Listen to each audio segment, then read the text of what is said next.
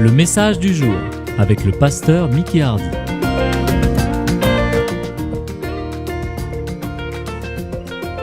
Ce matin, je voudrais vous encourager un petit peu à ne pas perdre la vision de notre vie. Pourquoi nous sommes sur la terre? Pourquoi vous appartenez à cette Église?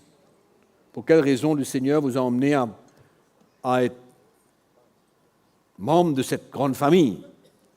Pour quelle raison? Et souvent, on peut oublier, on peut ne pas garder la vision de notre vie, on peut perdre le cap. Quand un navire, un bateau quitte le port, il y avait une chose très importante dans un navire, c'était une boussole. Une partie importante des objets pour emmener un navire d'un point à un autre. Mais une chose est certaine, c'est qu'on a besoin non seulement de cette boussole, de savoir où on va, et aussi, pendant ce trajet, ça peut être calme, ça peut être une mer démontée, on peut faire face à toutes sortes de situations, de la tempête, des cyclones, des moments pas très encourageants, pas très excitants, mais ce qui est important, c'est de garder le cap et de ne pas s'affoler, de ne pas s'inquiéter, mais d'avoir dans notre cœur cette assurance et cette détermination d'arriver là où nous avons besoin d'arriver. D'arriver là où nous avons besoin d'arriver. C'est ça qui est important et je vais vous parler de ça un petit peu ce matin. Et on va ouvrir notre Bible dans Philippiens chapitre 3 et on va lire un texte qui vient de l'apôtre Paul.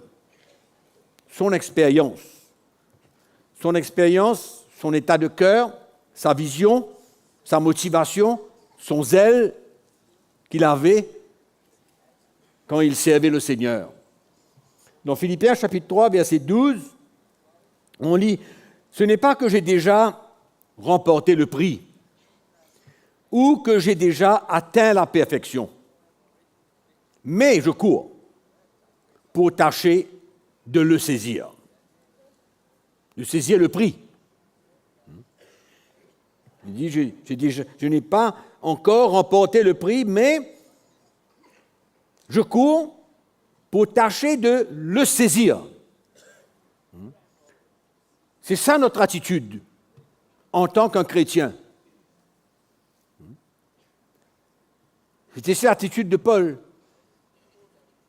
Il n'avait pas encore remporté ce prix, il n'a pas encore terminé la course. Le bateau n'est pas encore arrivé à bon port.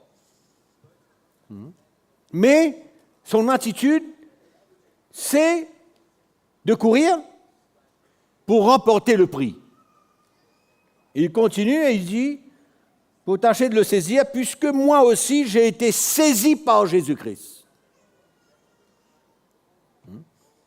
Il veut saisir le prix parce qu'il a été saisi par Christ.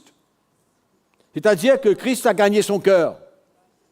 Et je crois que c'est important pour nous de ne pas simplement être un chrétien, mais de s'assurer que Christ a saisi notre cœur, a gagné notre cœur, a pris notre cœur.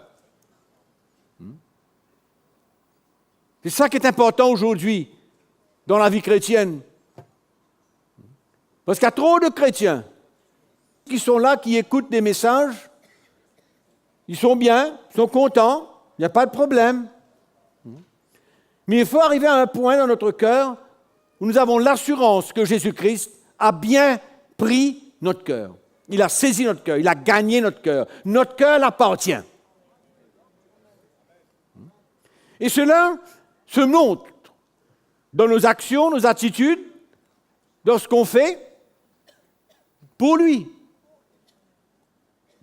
Quand Paul dit que Christ a saisi son cœur, et c'est pourquoi il désire saisir le prix, et on peut voir la vie de Paul. Sa vie démontrait que son cœur avait été gagné par Christ, saisi, complètement pris par le Seigneur. Combien d'entre vous sont d'accord avec moi, mes frères et sœurs, qu'il y a beaucoup de choses qui peuvent prendre notre cœur? aujourd'hui. Davantage, de plus en plus. Avec ce qui nous est offert, ce que le monde peut nous offrir, nous donner, nous montrer. Mais nous avons besoin de continuellement nous assurer que notre cœur a été saisi par Christ. Et ça, ce n'est pas un moment. Ce n'est pas un dimanche matin. Non. C'est permanent. C'est notre état. L'état de notre cœur. Et je dis encore, je répète, ça se démontre, ça se voit, par la manière que nous vivons, par nos actions, par les attachements que nous avons, les liens qu'on puisse avoir, là où on est, là où on va. Il y a tellement de choses qui démontrent et qui prouvent que notre cœur a été vraiment saisi par Jésus-Christ, ou alors nous sommes des enfants de Dieu, nous sommes nés de nouveau et nous sommes contents. Et nous vivons une vie chrétienne très superficielle. Très superficielle. Il n'y a pas le don de notre vie. Il n'y a pas ce moment où nous sommes là, satisfaits, que Christ a saisi mon cœur, votre cœur, nos cœurs, et que nous vivons pour lui. Nos plans, nos visions, nos ambitions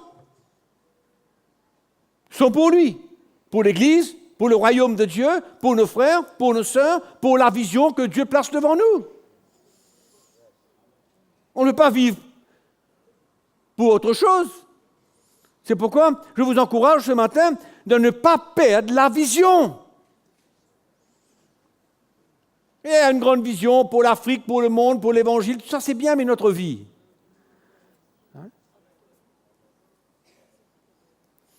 Paul dit, je ne suis pas encore arrivé. Non, c'est ça qu'il dit. Je n'ai pas encore remporté le prix, ou que j'ai déjà atteint la perfection, mais je cours pour tâcher de le saisir ce prix. Le prix, c'est quoi? C'est ce qui nous attend. C'est ça le prix. Le prix de la vocation céleste, comme il va expliquer juste après.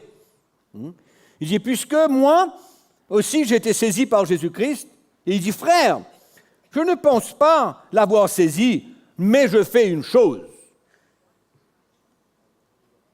Oubliant ce qui est en arrière, oubliant, et me portant vers ce qui est en avant. Qu'est-ce qui est en avant? Pour Paul, qu'est-ce qui était en avant?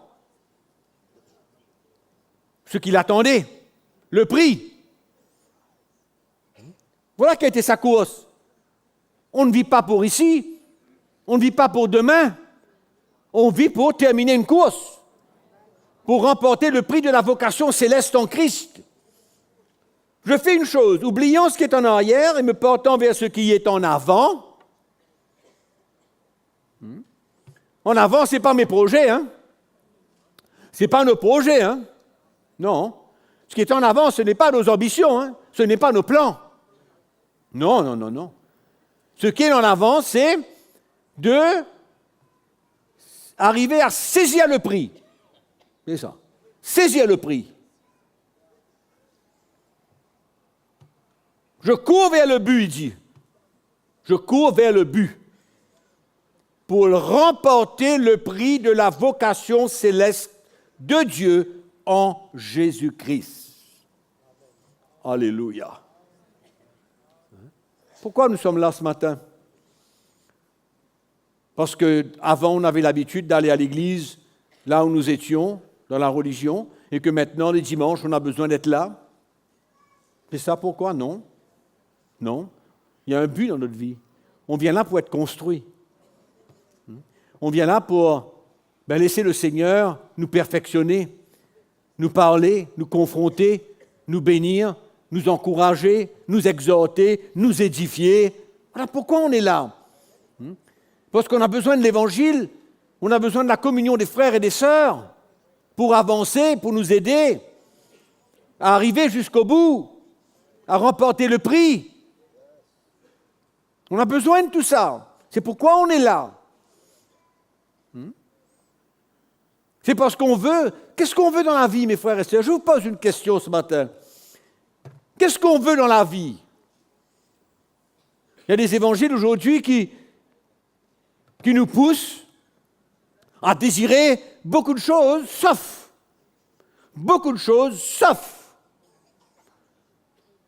de grandir, de nous perfectionner en Christ,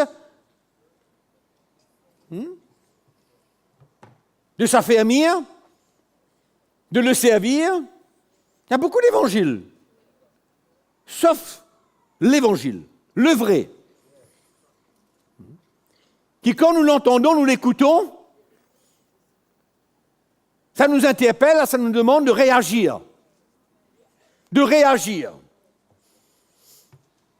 Et de ne pas simplement l'écouter, de dire, c'est bien, super.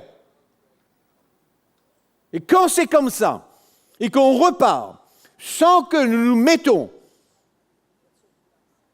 à faire ce que Dieu nous demande, après qu'il nous ait interpellés et confrontés, nos cœurs n'ont pas encore été saisis par Christ. Oui.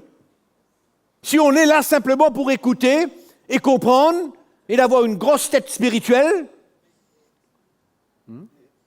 beaucoup de compréhension, mais nous ne repartons pas pour être complètement dédiés à répondre à ce que nous avons entendu pour que nos vies soient construites et pour avancer et pour devenir un meilleur papa, une meilleure maman, un meilleur mari, une meilleure femme, un meilleur frère, un meilleur employeur, un meilleur employé. On veut grandir. On veut devenir un meilleur papa pour nos enfants, une meilleure maman pour nos enfants.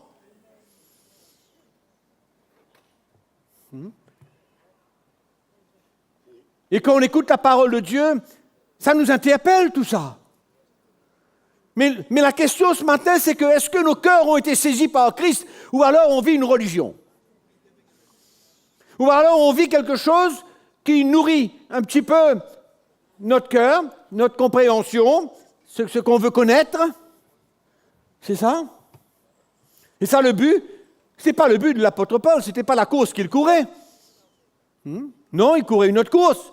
Son cœur avait été pleinement saisi par Christ. Il dit, je veux saisir le prix. Il y a un prix à saisir. Et parce que Christ a saisi mon cœur, voilà, maintenant je veux saisir le prix. Voilà ce que Paul est en train de nous raconter. Et toute sa vie est engagée. Sa vie est engagée à remporter ce prix. Ce n'est pas engagé à être mieux connu. Non. Sa vie est engagée à saisir le prix, à remporter la couronne. Amen. C'est pourquoi nous avons besoin de savoir, mes frères et sœurs, nous sommes assis là dans cette salle. Est-ce que Christ a gagné mon cœur? Est-ce qu'il a saisi mon cœur? Est-ce qu'il a pris mon cœur? Ma vie? Est-ce que je suis prêt à répondre à tout ce qu'il me demande?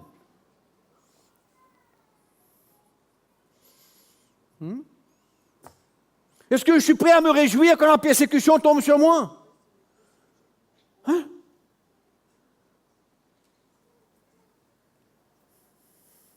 Comment je vais réagir à toutes ces choses-là? Qu'est-ce que je veux? C'est ça la question ce matin, mes frères et sœurs. Le bateau a quitté le port et va dans un autre port. Il a besoin d'arriver. Et nous avons besoin de remporter le prix de la vocation céleste en Jésus-Christ. C'est ça l'appel. Le plus grand appel de Dieu dans notre vie. Qu'importe comment vous arrivez là-bas, mais arrivez. Amen. Le bateau, il part, il rencontre la tempête, On est malade à bord. On rejette. On ne peut pas manger. Hein? Le bateau, il roule. On marche, on tombe, on se fait mal. Hein? Et qu'est-ce qu'on fait? On retourne.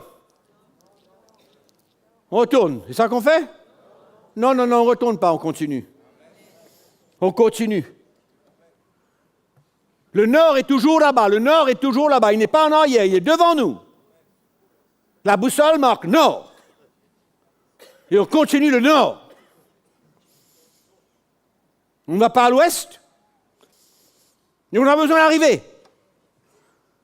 Mais ça roule, ça tangue, ça rejette, ça fait mal. C'est compliqué. Hein, pourquoi je suis là? Pourquoi ça? Pourquoi Seigneur? Tout ça. Hein? Quand je lis les épîtres de Paul et je lis les actes des apôtres, je n'ai jamais vu des chrétiens se plaindre. Quand ils étaient battus pour le Seigneur, à cause du Seigneur, persécutés, ils se sont rentrés dans une chambre, ils ont dit, Seigneur, donne-nous la grâce et la force de continuer à prêcher l'Évangile dans la joie. C'est ça qu'ils ont fait, eux. Pourquoi? Qu'est-ce qui avait saisi leur cœur? Le monde? Les attractions? Qu'est-ce qui avait saisi leur cœur? Il y avait une personne qui avait saisi leur cœur, Jésus. Jésus avait saisi leur cœur et avait gagné leur cœur. Et il n'y avait pas d'arrêter, non. Il n'y avait pas de perdre sa joie, il n'y avait pas fuir, non. Content, heureux d'avoir été persécuté pour Jésus-Christ. Heureux.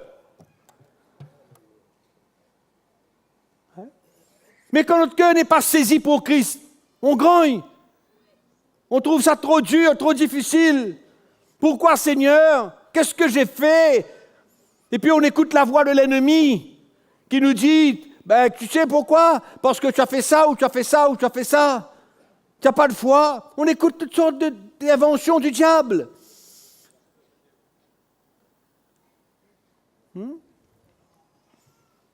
Mais quand on est dans ce bateau, et qu'on a pris la direction du nord, on roule à gauche, on roule à droite.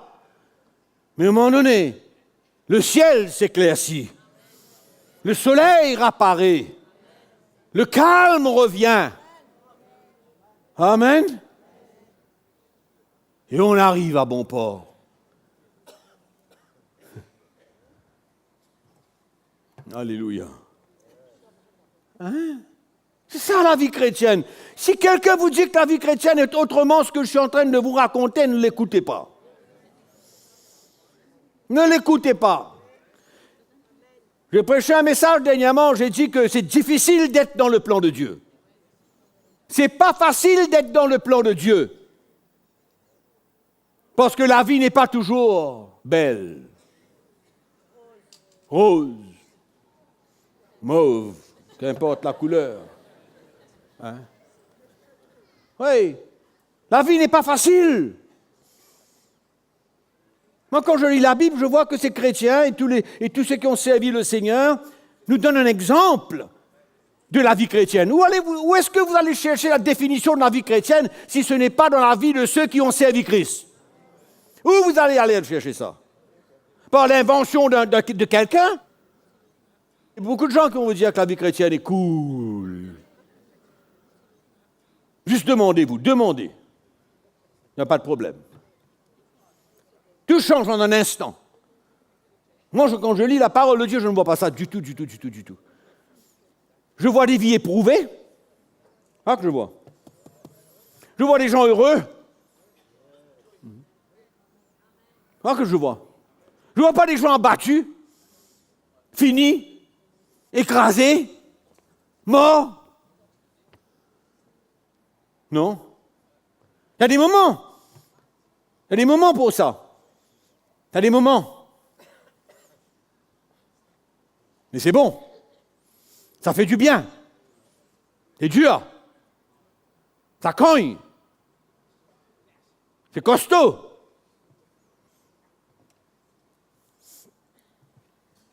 Qu'est-ce que je veux dans la vie? Hein? Je vais vous dire une chose, mes frères et sœurs. Vous voulez une famille unie? Si Jésus ne saisit pas votre cœur, vous ne serez jamais une famille unie.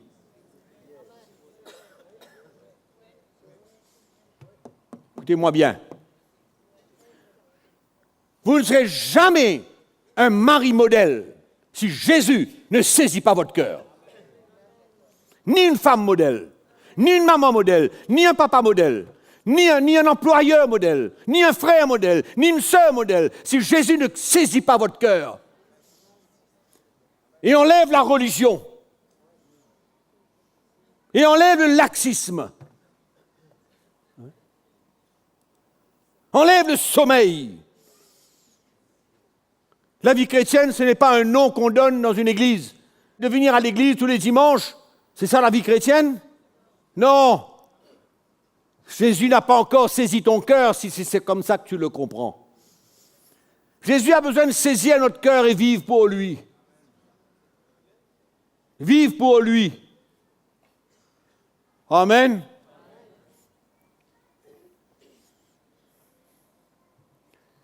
Quelqu'un qui a des projets pour Christ. Ma femme vit avec des projets. Vit avec des projets pour le Seigneur. Pourquoi? Quand votre vie a été saisie par Christ, qu'est-ce que vous cherchez? Qu'est-ce que vous voulez? Vous voulez quoi? Une vie meilleure? Hein? Plus d'argent? C'est ça que vous voulez? Si c'est ce que vous voulez, ce qui a été en vous, ce que Dieu investit en vous, va mourir. Va mourir. Vous allez perdre l'or précieux, le trésor que le Seigneur a déposé en vous. Vous allez le perdre. Je vous garantis, mes frères et sœurs, vous allez le perdre si vous cherchez quelque chose d'autre que de votre cœur qui est saisi par Christ. Je vous garantis.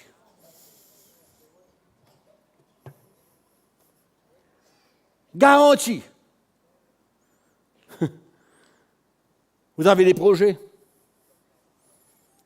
personnels. Des projets personnels. Vous avez entendu ce que je dis? Des projets personnels.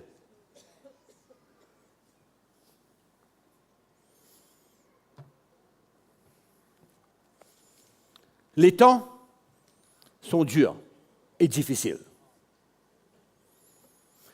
Difficiles. Et deviendront de plus en plus durs et difficiles. Amen. Et si nous ne sommes pas sur un bon fondement et que notre cœur n'a pas été saisi par Christ, mes frères et sœurs, nous sommes en danger. En danger. En danger.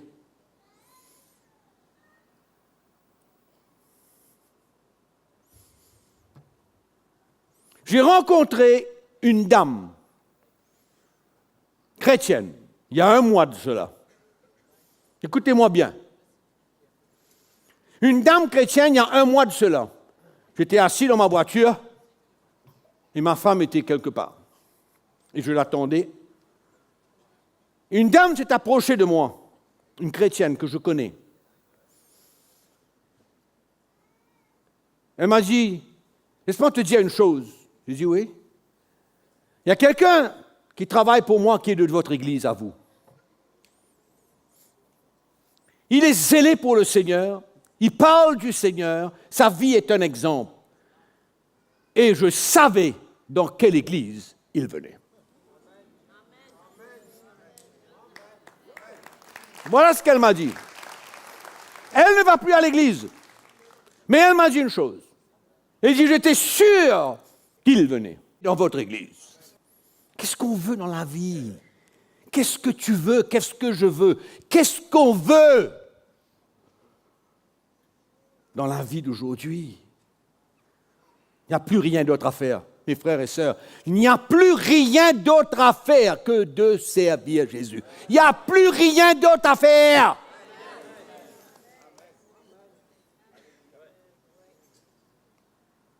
Sans rien, il n'y a plus rien d'autre à faire. Avec les choses, il n'y a plus rien d'autre à faire. Rempli, il n'y a plus rien d'autre à faire. Vidé, il n'y a plus rien d'autre à faire. Il n'y a plus. Il n'y a plus.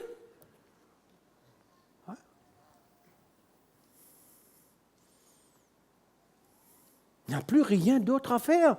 Et pour ça, ce n'est pas quelqu'un qui doit vous pousser.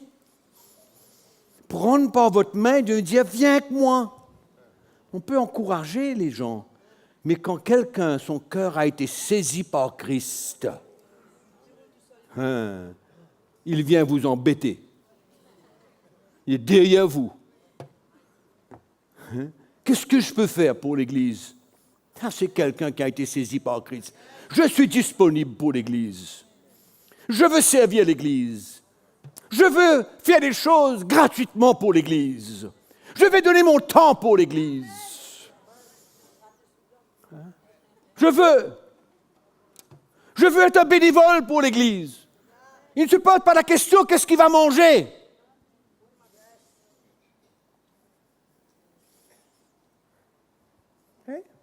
Je veux donner tant d'heures par jour, par semaine pour l'Église. Là, vous avez fini de comprendre ça. Là, vous avez fini de comprendre que c'est quelqu'un qui a été saisi par Jésus-Christ. Saisi.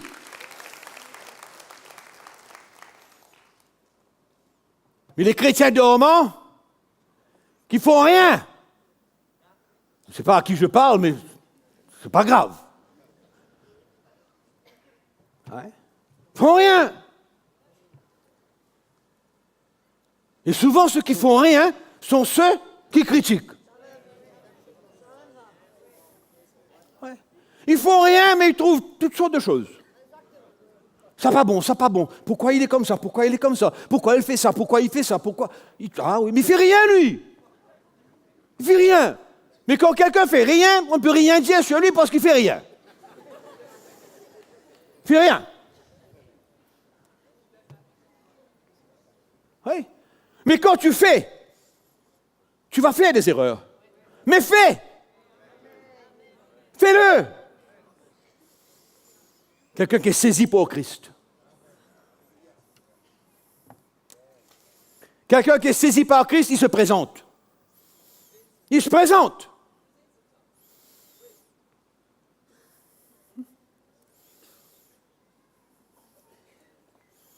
Qu'est-ce que je peux faire? Il y a un manquement quelque part, mon frère. Qu'est-ce que je peux faire pour ce bâtiment? Qu'est-ce que je peux faire? Personne n'a besoin de demander rien. Non. On n'a pas besoin de dire demain, congé public, venez. Non. Non. Lui, il est là en dehors de congé public, tout lui. Il vient, sa vie disponible. L'Église a perdu l'esprit du bénévolat après avoir été saisie par l'esprit du monde.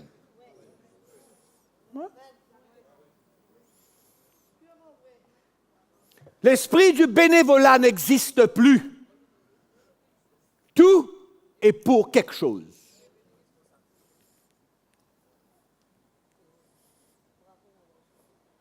Tout. L'esprit du bénévolat. Je n'ai rien à faire mardi, mercredi, jeudi, je viens nettoyer l'église. On dit n'importe quoi. Je viens faire quelque chose. Qu'est-ce que je peux faire? Vous comprenez dans l'esprit que je suis en train de vous parler, quand votre cœur a été saisi par Christ, vous êtes prêt à faire n'importe quoi. Vos décisions ne sont pas basées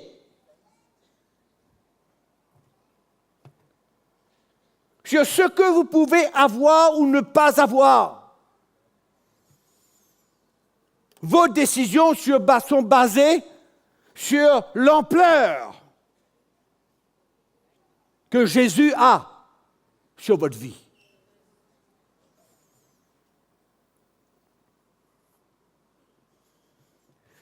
Il faut qu'on aille relire le livre des Actes des Apôtres un petit peu. Hein? Pour voir la disponibilité de cœur qu'il y avait. Pour voir l'état de cœur, l'état d'esprit qui existait dans le livre des Actes des Apôtres. Hein? Je ne cesse de dire, je ne cesserai de répéter qu'il y a des gens dans l'Église ici qui ont travaillé et qui y travaillent dans un esprit où leur vie ne les appartient pas et ils feront n'importe quoi pour l'Église de Jésus-Christ. Pour rien. Pour rien. Rien. Zéro.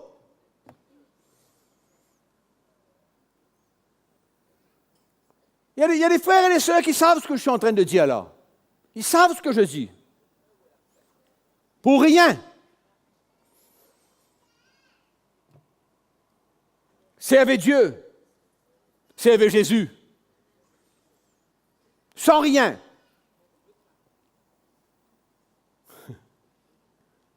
Sans bicyclette. Sans bicyclette. Je ne parle pas de voiture, je parle de bicyclette.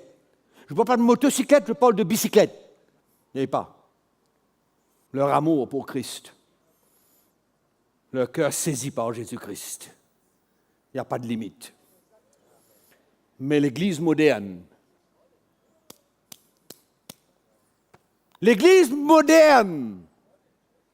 a perdu sa simplicité, je le répète, sa simplicité,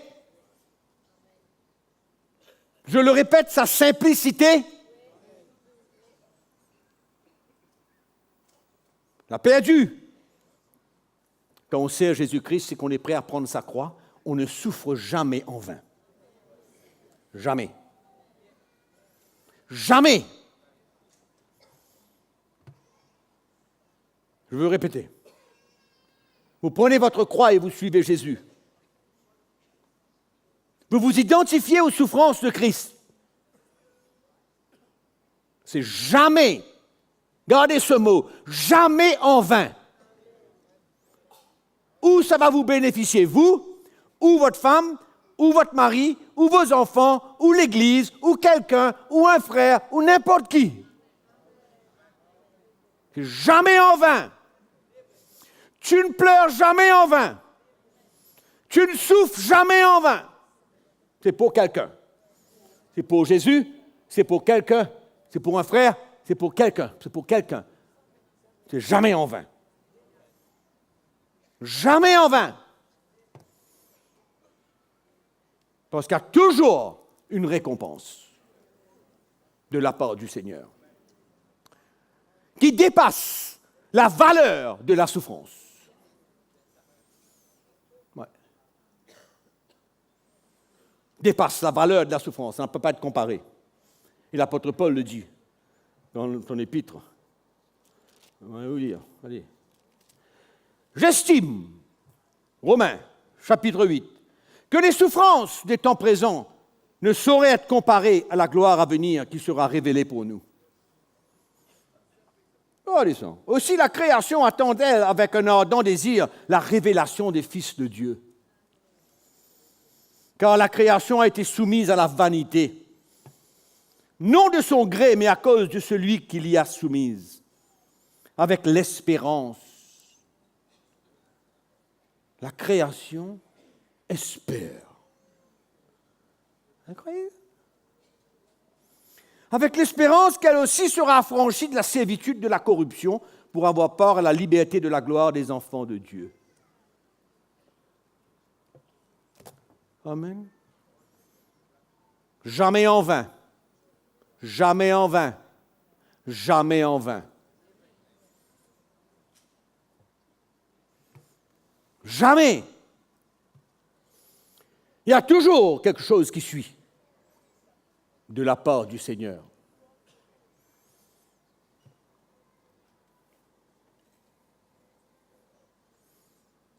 Qu'est-ce qu'on veut dans la vie? Nous sommes assis là dans cette salle, il y a des gens qui nous écoutent. Qu'est-ce que chacun veut dans la vie? Qu'est-ce que je désire? Je suis sûr qu'il y a des choses qui doivent mourir dans chacune de nos vies. Mourir dans chacune de nos vies. Et quand notre cœur est saisi par Christ, nous sommes prêts à laisser ces choses à mourir, à nous débarrasser, à tourner une page. Nous sommes prêts. Et nous trouvons notre joie dans le service de Dieu, dans le partage de l'Évangile, dans la communion fraternelle. Oui, là où nous trouvons la joie. Et là où il y a la joie. Dans la communion fraternelle, dans le partage de l'Évangile, dans l'encouragement qu'un frère me porte, dans une lumière que quelqu'un vient me porter. Non? C'est pas ça notre joie? Oui, notre joie. Quand notre compte en banque grossit, hein? Quand on devient le monsieur, la grande dame, là, le grand monsieur, c'est ça notre joie? Ce que les gens pensent de nous? Non. Ça nous est égal ce que les gens pensent de nous. Notre joie est dans le service de Dieu. Et quand notre cœur est saisi par Christ, rien ne nous arrête. Rien ne nous arrête. Amen. Oh, que le Seigneur nous aide. Jamais en vain, j'ai dit. On va vous lire un texte dans Philippiens, chapitre 1er. Je vais vous montrer que c'est jamais en vain. Paul était en prison. Paul était en prison. Hein? Il y avait de quoi se plaindre. Attaché. Il y avait de quoi pleurer. Mais voilà ce qui se passe. Verset 12. Je veux que vous sachiez, frères, que ce qui m'est arrivé a plutôt contribué au progrès de l'Évangile. Extraordinaire. Qu'est-ce qui est arrivé à Paul? En prison. Hein? Et qu'est-ce qui s'est passé quand il était en prison? C'était pas quelque chose qu'il voulait ou quoi que ce soit. Hein? Ça faisait partie de son identification à Christ. Il était prêt à souffrir, présent dans la prison. Et il savait que ce n'était pas en vain. Parce que la Bible nous dit ici, je veux que vous sachiez que ce qui m'est arrivé a plutôt contribué au progrès de l'Évangile. En effet, dans tout le prétoire et partout ailleurs, nul n'ignore que c'est pour Christ que je suis dans les liens. Et la plupart des frères dans le Seigneur, encouragés par mes liens, détruits par ces liens? Hein? Découragés par mes liens? Non. Hein? Ont plus d'assurance pour annoncer sans crainte la parole. Alléluia. Sans crainte la parole. Hein? On souffre, quelqu'un est béni.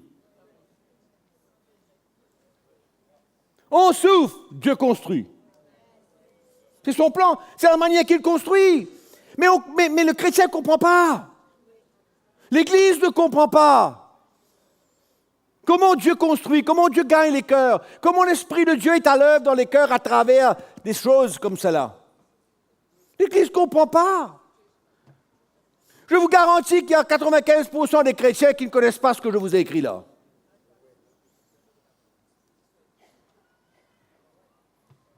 Oui. Vous ne comprenez pas? Tout ce qui se passe dans notre vie, qui est en relation avec notre identification à Jésus-Christ, a pour but, je répète, a pour but l'édification, construction de l'Église.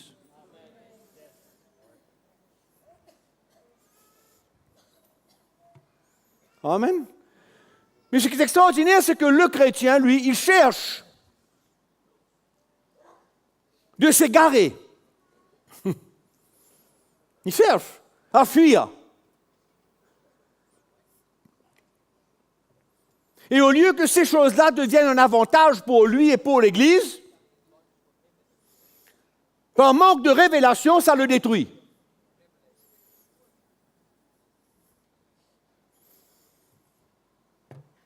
Hein? Ça le détruit. Il ne comprend pas. Il ne comprend pas.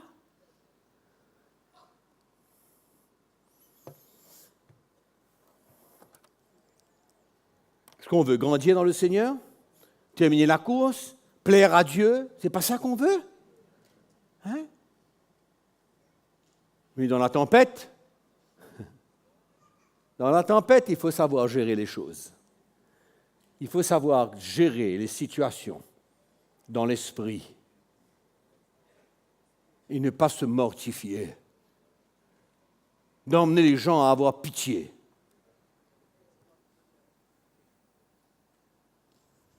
Le support, l'encouragement, l'édification, le soutien, l'encadrement est nécessaire pour le chrétien. Mais attention, de le faire ressentir qu'on a pitié pour lui dans une situation. Il faut savoir comment gérer tout ça. Les difficultés de la vie, les découragements, les attaques de l'ennemi, tout ça, il y a. Savoir comment gérer cela et comment écouter. On n'écoute pas la voix du diable, on écoute la voix du Saint-Esprit, pas la voix du diable. Lui, il va venir avec toutes ses pensées négatives. Lui, il va venir nous décourager. Oui. Tenter de nous écraser. Tenter tout pour qu'on arrête. Tenter tout pour qu'on arrête la course. On arrête. C'est trop dur, c'est trop difficile. Tu vois pas que c'est pas bon pour toi? Moi, je connais ces situations. Ouais. Quand l'ennemi attaque par les pensées. Ouais. Il faut savoir les gérer. C'est pas évident. Mais dans la prière, dans la parole, dans la communion fraternelle, amen, on entend la voix de Dieu, on est encouragé. C'est pourquoi il ne faut pas négliger la parole de Dieu. Hein? Jésus, quand il était tenté dans le désert, qu'est-ce qu'il a utilisé? Quoi? La parole de Dieu. Amen. Il a été écrit, il est écrit. Une parole peut bouleverser notre vie. Moi, il y a une parole de l'apôtre Paul qui est très chère à mon cœur. Rendons grâce à Dieu en toutes choses. Les chrétiens ne savent pas, ne connaissent pas rendre gloire à Dieu, rendre grâce à Dieu dans des situations difficiles. Ils grognent dans les situations difficiles. Mais rendons grâce à Dieu parce que qui est le chef? Qui est en contrôle? Qui règne sur la terre et dans les cieux? Jésus. Il règne. Et si on veut le servir et marcher avec lui et prendre le chemin de la croix, on peut le déclarer dans le trou, là où on est. Je rends grâce à Dieu, qui connaît toutes choses, qui connaît ma vie, qui a sa main sur ma vie. Il connaît tout et je le rends grâce.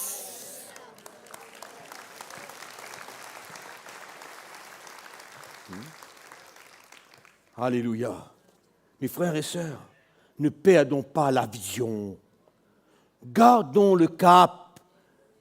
Moi, je prie ce matin que le Seigneur puisse saisir notre cœur et comprendre la raison pourquoi on est dans ce bateau. On est dans ce bateau. Et on navigue. On navigue. On continue. On apprécie la famille de Dieu, tellement chère à notre cœur. Hein? On comprend le trésor que Dieu nous donne. Des gens qui comprennent comme nous. C'est quoi l'Évangile? C'est quoi la vie chrétienne? des moments de grâce, de gloire, de joie, des moments d'excitation, des moments de réjouissance, des moments de bénédiction. Tout ça, ça fait partie de la parole de Dieu, de la vie chrétienne. Tout ça, c'est inclus. Amen. Alléluia. On chante pour Jésus. On danse pour Jésus. Hey. Je ne parle pas de ces fous chrétiens qui sont en train de démantibuler complètement ce que c'est que la vraie louange et la vraie adoration. Je ne parle pas de ces choses-là, moi. Non, je parle d'un cœur. Je parle d'un cœur qui se réjouit. Je parle de quelque chose qu'on fait qui a un bon parfum. Un bon parfum. Ce que je vais te montrer là, regarde, tu as fait la différence. Je suis arrivé à la fin de ce clip. La sœur Audrey était en train de se réjouir et danser avec le fils de Clara, à danser dans la joie du Seigneur. Et je lui disais, regarde, c'est un parfum qui plaît à Dieu. C'est un parfum qui plaît au Seigneur, de voir danser, de se réjouir devant le Seigneur. Et c'est là où on a besoin de retourner. C'est là où on a besoin de vivre la réalité de la vie chrétienne. Il y a de la place pour ces choses-là dans le corps de Christ, sans avoir honte. Se réjouir dans la présence du Seigneur. Alléluia. Se réjouir sainement.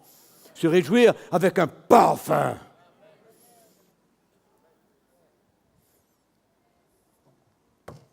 Amen. Il faut finir la course, frère et sœurs. Saisi par Christ. Là, à terre. À terre. Sans force. Fini. Seigneur, qu'est-ce que tu veux que je fasse de ma vie? Voilà ma vie. Voilà ma vie, Seigneur. Qu'est-ce que tu veux? Amen. Mets tes projets dans mon cœur. Mets tes projets dans mon cœur. Mets le royaume de Dieu dans mon cœur. Mets l'Église dans mon cœur. Alléluia. Mets mes frères et mes sœurs dans mon cœur. Vive pour l'Église et le royaume de Dieu. Amen. Merci de nous avoir suivis. À bientôt.